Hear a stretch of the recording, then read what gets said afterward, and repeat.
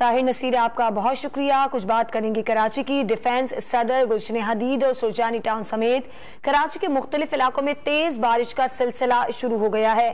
कराची के मुख्तलिफ इलाकों में हल्की और तेज बारिश का सिलसिला शुरू हो गया है। कराची के इलाके हैं डिफेंस सदर, गुलशन हदीद और सुरजानी टाउन, जहां पर तेज बारिश इस वक्त हो रही है। बात करेंगे डॉन न्यूज कराची के ब्यूरो चीफ काजी हसन से। काजी हसन, किन इलाकों में कितनी बारिश हो रही है?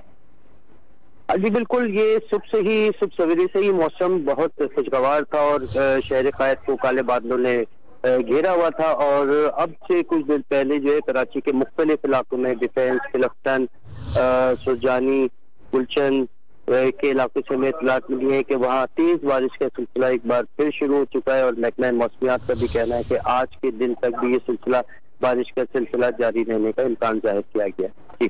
बहुत शुक्रिया आपका काजी हसन।